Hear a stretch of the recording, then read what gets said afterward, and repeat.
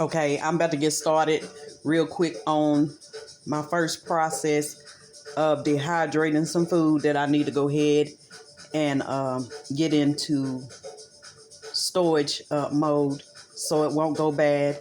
I won't have to put it in the freezer, the deep freezer, or the refrigerator.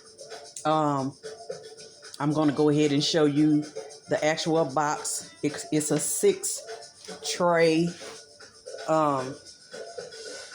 dehydrator. The other tray is already, I've got it broken up, but I'll show the whole thing because I've already taken these that I'm showing you right now, taking those off the top so I can start with the bottom layer, which is the first layer. And I've already got it, I got my wax paper over it. So I'm going to break this on down. I'm kind of in motion. I've got things that, like I say, I'm going to try to get done.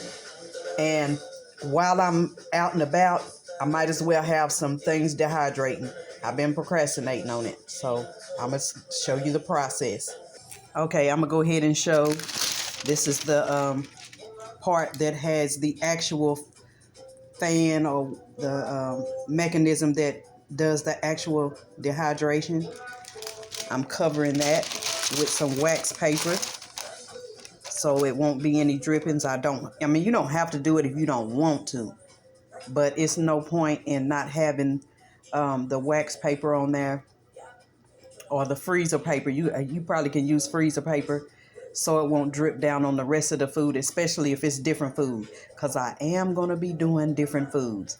For right now, off the top that I know of for sure, I'm going to be doing some red onions and some peppers.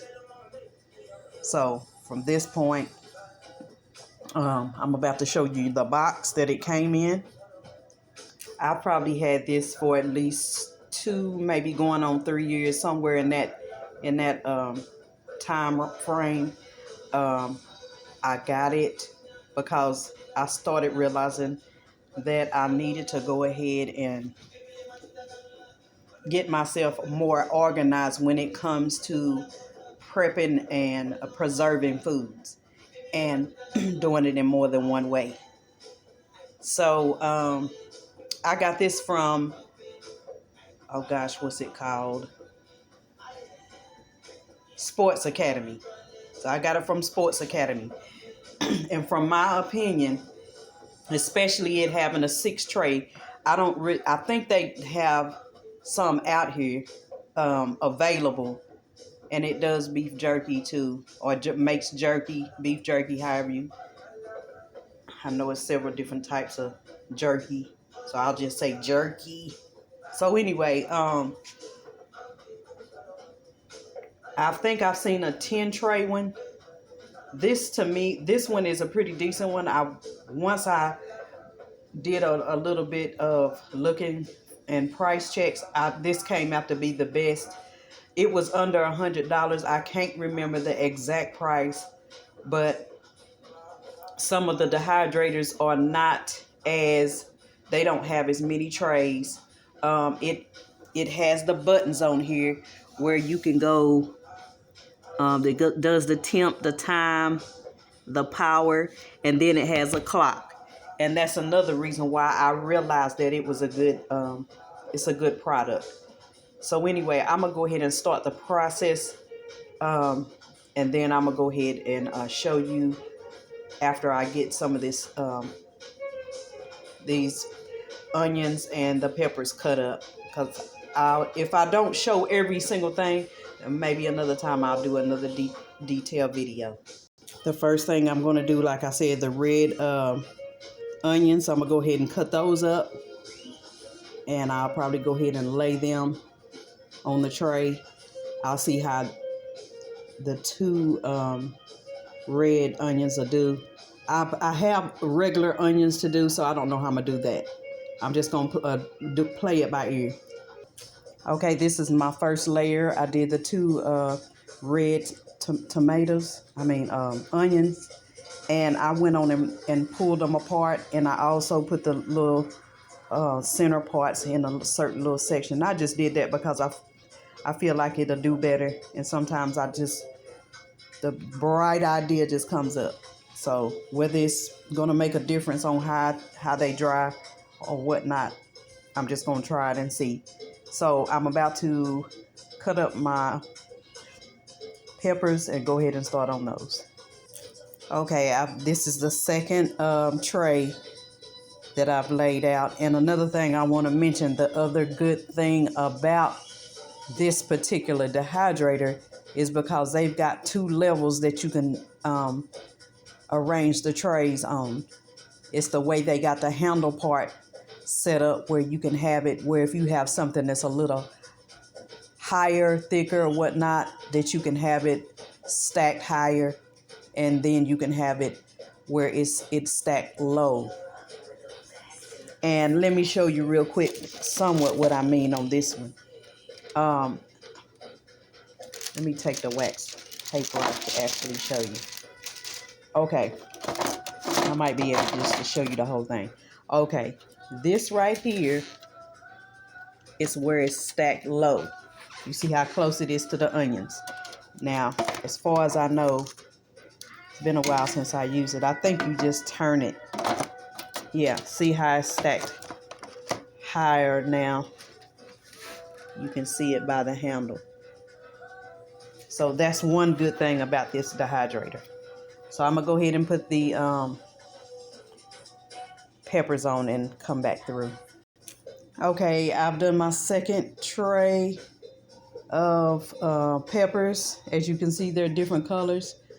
I'm gonna go ahead and put the top on it and take it to plug it up. And I might come back and show the buttons. So yeah, I'm gonna go ahead and get it started. And let me say another thing about this. They give you directions on what fruits or vegetables or whatever you're dehydrating, whether it's the jerky. I've never done jerky. So, but they give you the time frames. And what I've learned from my experience is that you have to just keep checking and get the hang of it. And from experience, you will know what temperatures to put it on and how long it'll take for certain things to get dehydrated. Because I can come back and have the onions can be dehydrated at one, say if I did it for 2 hours, but that's not going to be at it at all. Come back in 2 hours, the onions might be ready. The peppers might not be ready at all. So it just depends. So, all right, let me go ahead and get this put together and I'll be back. And also I wanted to let you see that I use 2 different size knives to do my cutting. And I make sure that they're sharp. Okay, I'm put the dehydrator in another room out of the way. Because right now it's just fine that you can put it in another room. Especially when you're using it. Hold on a second. So anyway, I'm going to play around with these buttons to show you how it goes. Now, this is the temp. You might not be able to see it real good because it's digital. And it says 158F.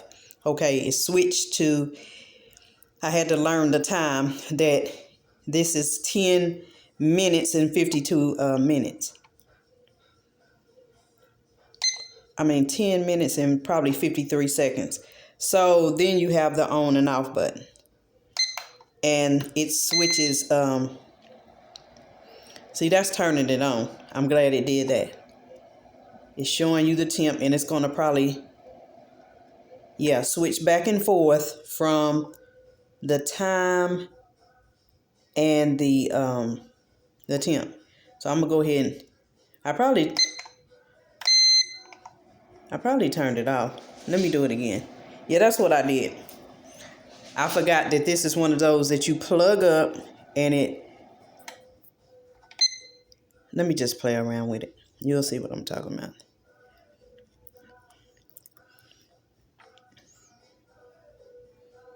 Okay, now that's an hour and 21 minutes.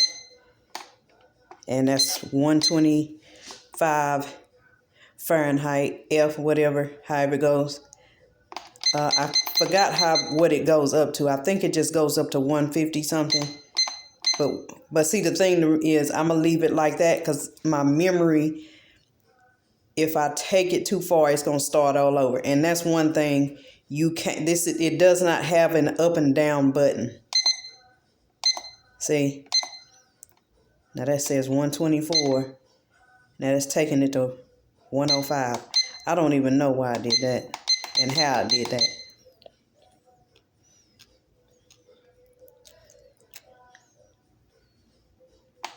And I'm trying to think, do I need to push the button?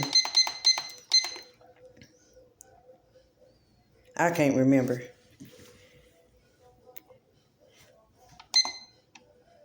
I'm just going to push it like that. I'm